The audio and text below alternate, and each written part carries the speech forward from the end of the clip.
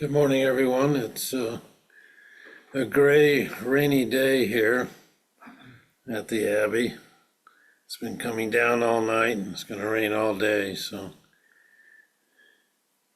it's the proverbial April showers, and which will bring all the May flowers, right? Thank you. So today, I'm going to continue the talks on the paramitas, the aspects of the bodhisattva.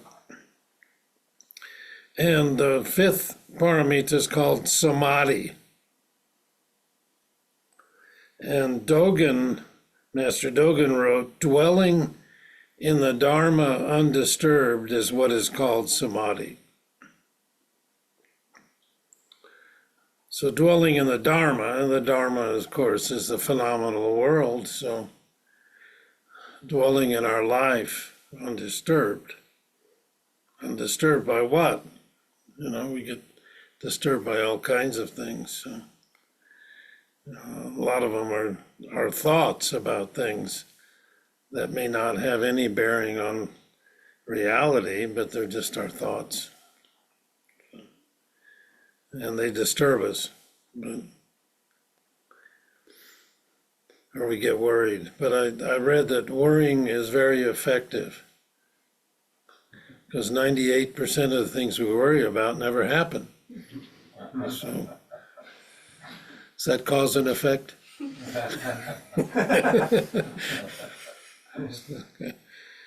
So the Buddha said, when your students unify your mind, the mind is in samadhi. And since the mind is in samadhi, you know the characteristics of the creation and destruction of the various phenomena in the world. For this reason, you should constantly practice with diligence and cultivate all kinds of samadhi. And when you attain samadhi, the mind is not scattered, just as those who protect themselves from floods guard the levee. For the sake of the water of wisdom, cultivate samadhi well, and do not let it leak out. This is called samadhi. So,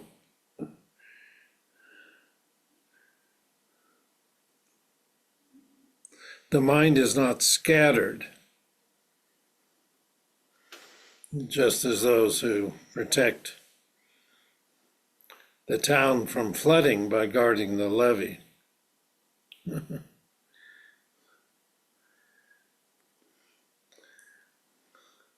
As some of you know, the building that we're in here in the Abbey is the lowest point in the property. And when it rains, the water flows towards it. And so we didn't set up a levee, but we set up our defenses. And one of them is I have a big French drain, about a 10-inch pipe around the part of the property. The water goes in there and collects. And then I have a pump that pumps it out into a ditch. And so I saw the weather report that it was going to be moderate to heavy rain last night and this morning, and so I set everything up so I'd be ready to pump it within a couple minutes' notice. So I was in samadhi all night. I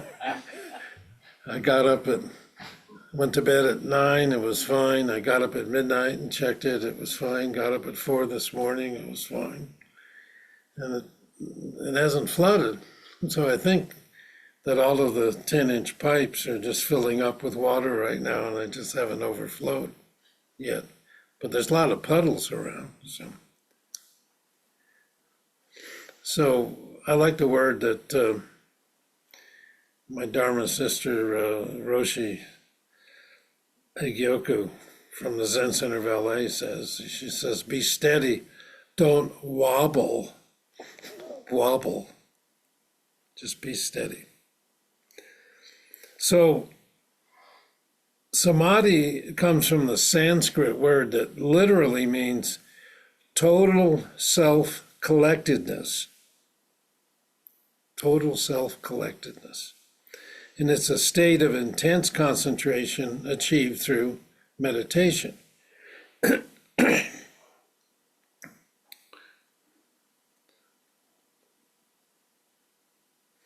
And in Hinduism, they say it's the highest state of mental concentration that someone can achieve while still bound to the body. Okay. Yeah. So I've told this story many times. Some of you know it, that when I went to a long session in Connecticut with my teacher, first teacher, Sochu Suzuki, who was Japanese and spoke very little English, but at the end of the session of 7 days, people were milling around and all excited to be talking to each other. And he sidled over next to where I was standing. I didn't know most of the people because I was from out of town. And he went like this. He said, "Samadhi, poof, poof, Samadhi, poof." In other words, they had spent a whole week building up Samadhi, and here they were just letting it evaporate. And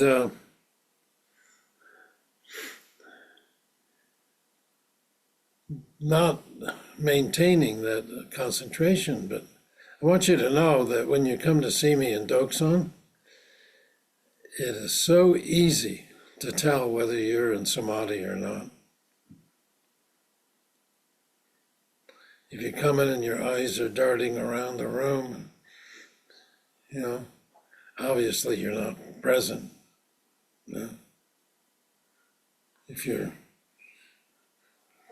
fidgeting with your hands, I can tell you're just not present. Of course, I'm so intimidating, I can understand that, But when you come in to Doksan, I want you to really be focused. Don't think, just be present. So the key to practice is to develop Samadhi and retain it in all activities. And I like what the sixth ancestor Wendy said, that Samadhi itself is a substance of wisdom, and wisdom itself is the functioning of Samadhi. So when you bring Samadhi into the activities of your life, that's the functioning, and that's wisdom itself.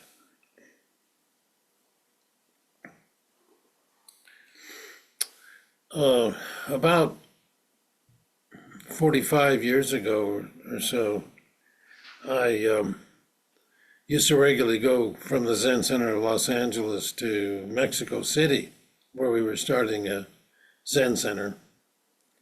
And I helped establish it and traveled back and forth between Los Angeles and Mexico City probably 5 or 6 times a year, and would stay there for several weeks or a month sometimes.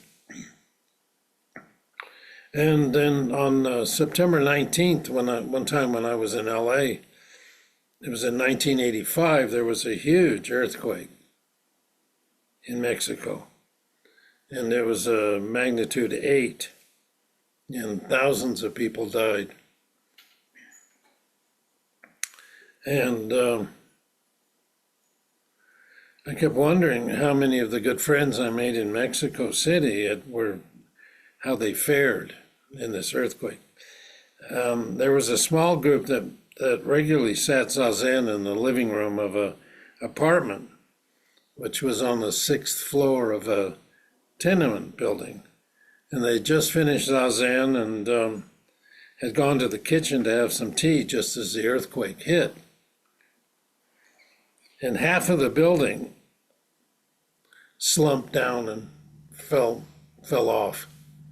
And the part where the zendo was 6 floors down, and they were in the kitchen, and it was still intact. So fortunately, they survived, but other tenants in that building did not fare so well. So we never know when sickness or accidents are going to overtake us, you know. So that's what we say in the evening gatha, you know, take heed, don't squander your life. And I was thinking about how these buildings are constructed, you know, that fell down.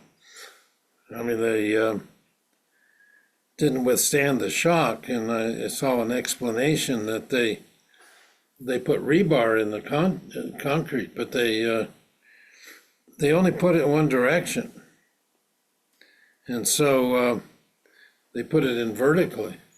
And when it shook the concrete off from the rebar, and it was only the rebar holding it. And then one floor would collapse, and then all of the rebar would bend out. So they have to put, in addition to the vertical bars, horizontal bars to hold it together so that it doesn't collapse. And in the 1970s, all the buildings were built like that. And where I was practicing at the Zen Center of LA, many of the buildings were older than the 1970s. Some of the buildings we had this old red brick building called the Padma House. It was 3 stories. And I was living on the 3rd floor when we had an earthquake. It was, I think, 79. And it was New Year's Day, actually.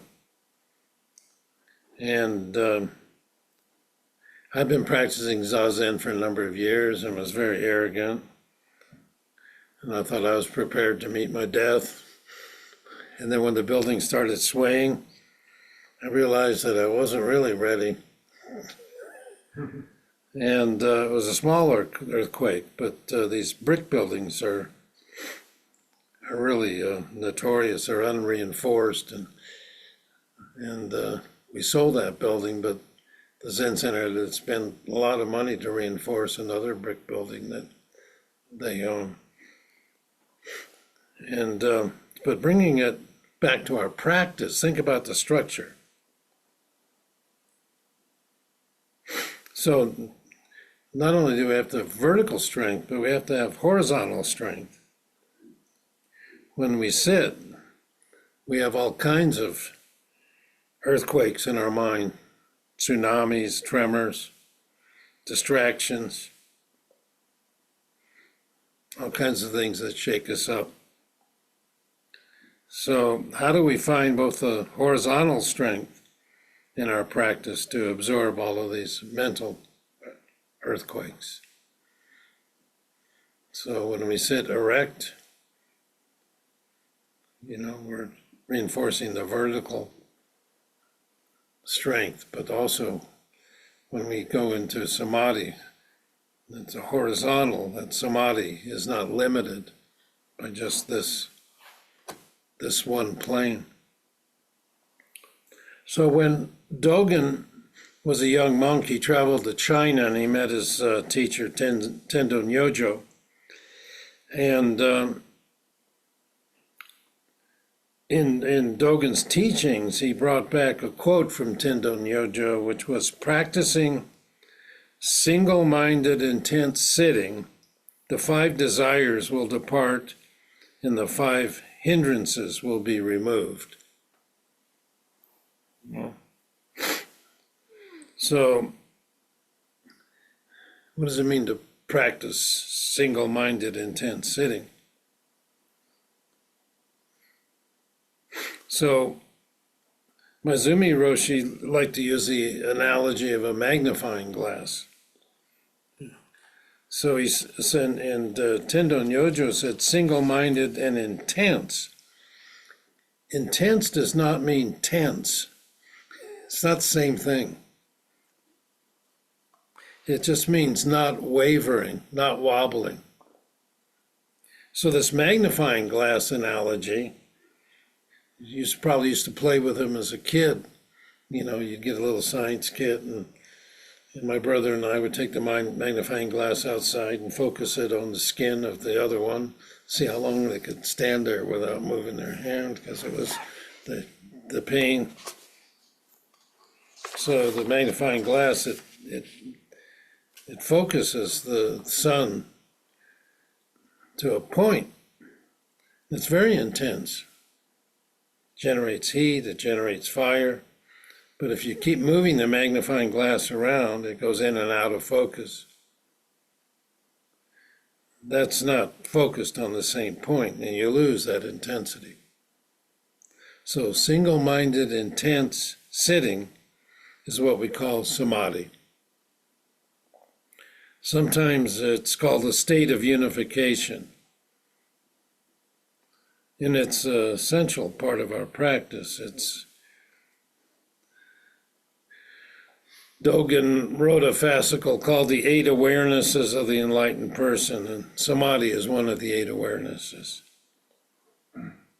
It's also part of the Eightfold Path that the Buddha articulated, the Four Noble Truths in the Eightfold Path. Samadhi, right concentration.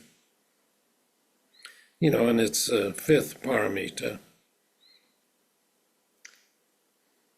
And it's mentioned in many different teachings, such as in Song of Zazen, Hakuin said, the gateway to freedom is Zazen Samadhi.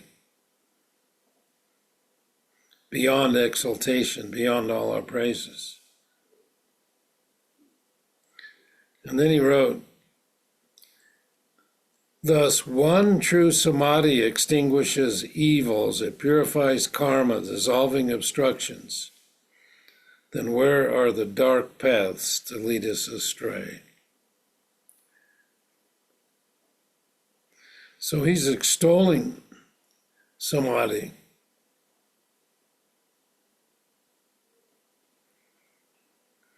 It extinguishes evils. Of course, the evils is kind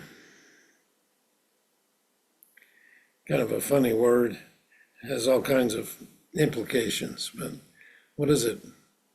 Any wrongdoing, twisted karma. Yeah, that we have. So when you're in a state of samadhi, it wipes out everything.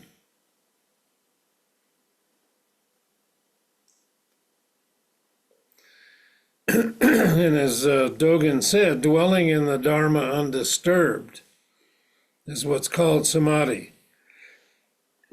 So what prevents us from dwelling in the dharma undisturbed? You know the answer. It's attachments, particularly attachment to oneself, one's image of oneself.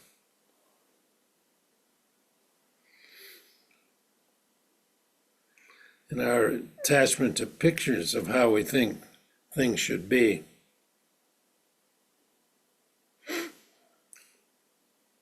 I once heard an old teacher say that if you want to know how far you are from realizing your true self, make a list of everything you own.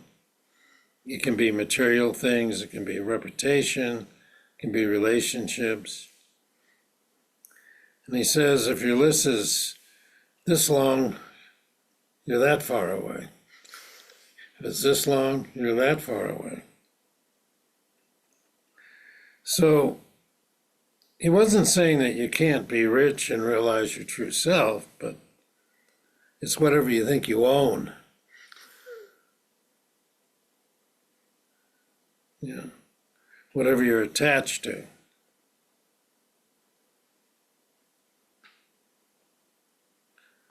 Yeah, and one of the problems is we're looking outside for approval.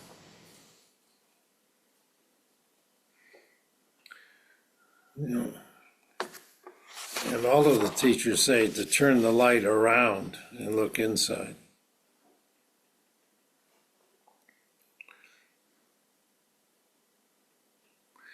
So dwelling in the Dharma undisturbed is what is called samadhi.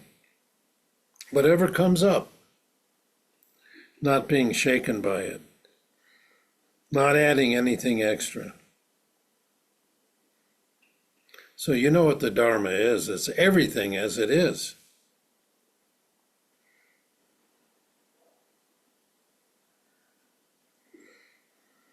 So there's a saying that a good father is not a good father. As long as you think you're a good father, then you're creating an image of what a good father is, adding something extra.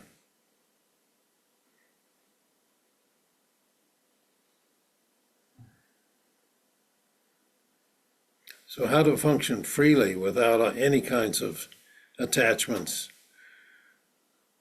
identifications. So dwelling in the Dharma undisturbed does not mean you don't get angry or you don't get upset. It means that you don't get upset about getting upset. You don't get angry at yourself for getting angry.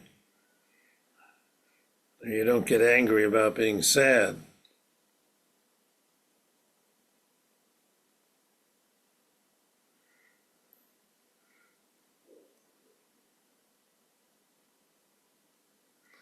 So the Buddha said, unify your mind. Don't let the wisdom leak out.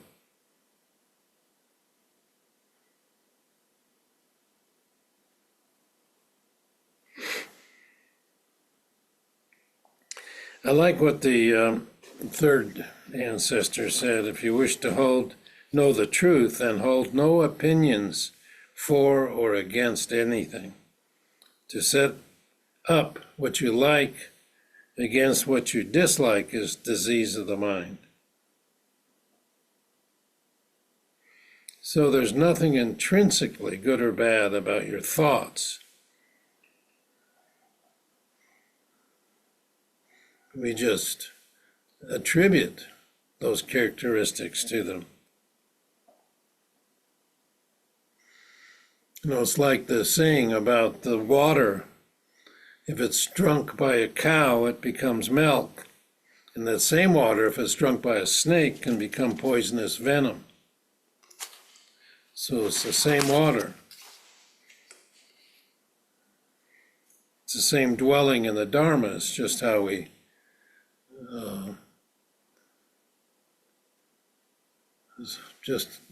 we interpret it according to our thoughts, our opinions, our judgments, and so forth.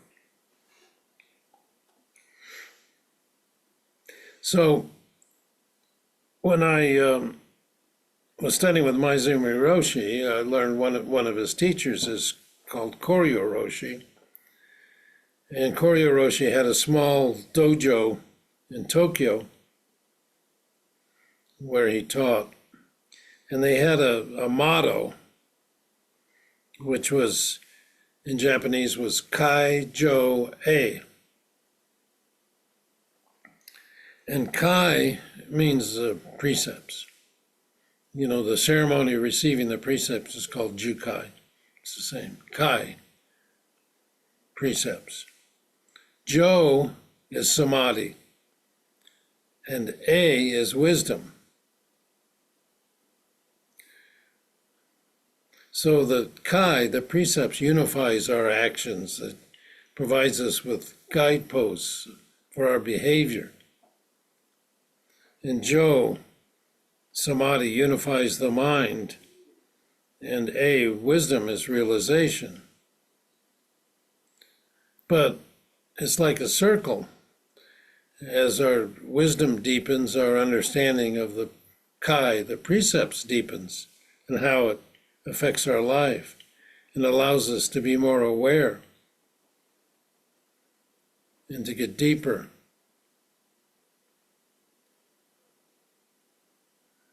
So that's what our practice is, single-minded, intense sitting, adding nothing extra, wholehearted, maintain and practice.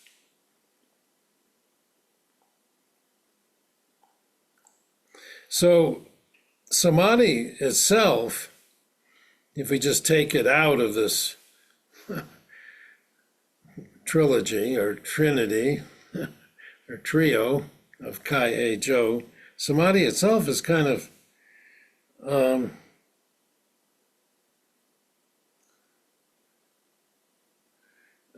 dead state. When you sit in Samadhi, realize Samadhi, unify the mind, no thoughts for or against, not bringing up one side as opposed to the other side, and we're in deep concentration, there's a real energy to it, but it doesn't function of itself. And the way it functions is through wisdom, which is clear insight, seeing the nature of things. So Samadhi is the substance of wisdom. In other words, without Samadhi, there's no wisdom. But without wisdom,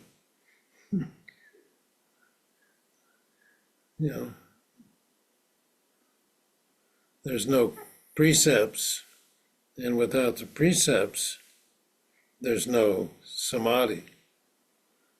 So they mutually support each other. But there's all kinds of Samadhi, in our life. Like professional athletes have tremendous Samadhi.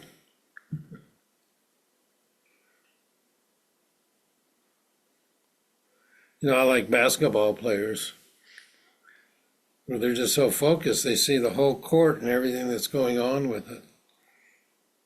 And they intuitively know what to do.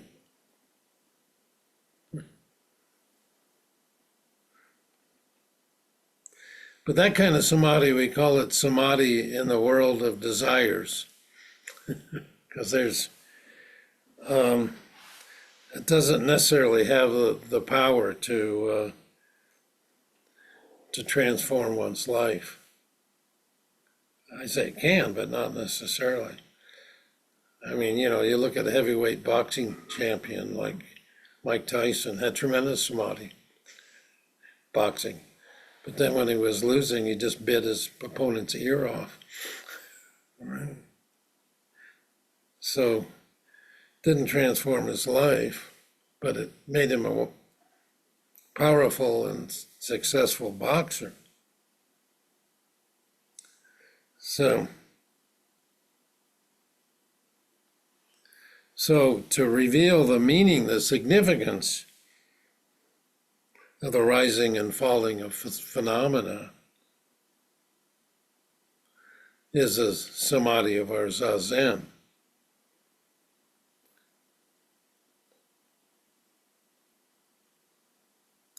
So I want you to encourage you to develop Samadhi, see the rising and falling of your thoughts, of your feelings, your emotions. So Zazen is nothing more than looking into your own mind. Master Basui, a Japanese Zen master, said it's better to look into one's own mind devotedly than to read and recite sutras and dharanis for countless years. In other words, get right to the source. And that's what Dogen said, to study Zen is to study the self.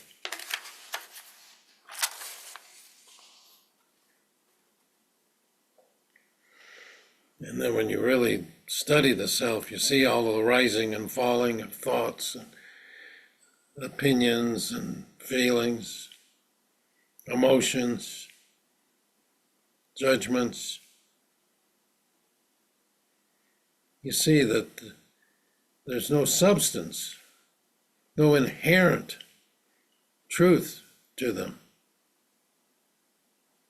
And that's why Dogen said to study the self is to forget the self. See that there's no self.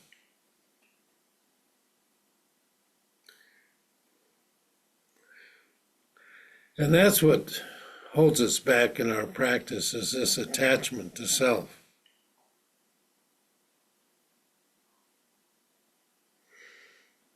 And that's a topic of another Dharma talk.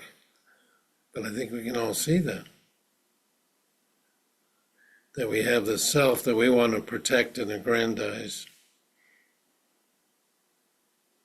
Whereas one of the fundamental teachings of the Buddha and of Buddhism is that there is no self. So if there's no self, who is it who's feeling these feelings? Well, that's a koan.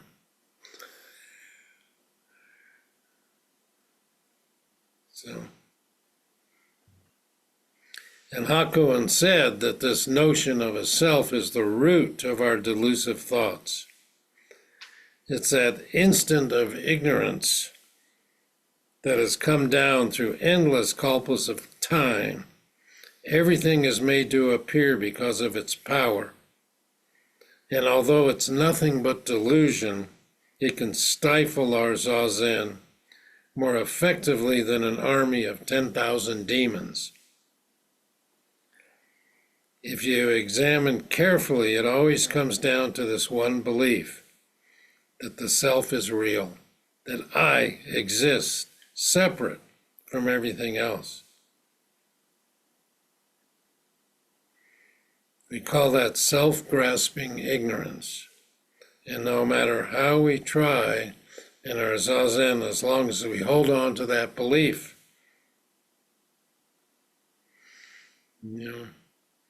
our zazen will remain static.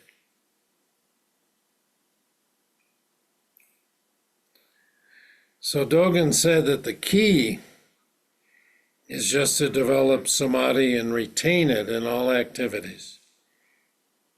Don't limit it to the zendo.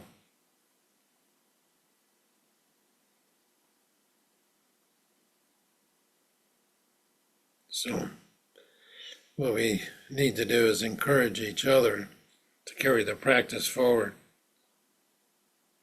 It's important to realize we don't just sit for ourselves as we chant in the morning. Whatever merit comes from our practice, we dedicate it to others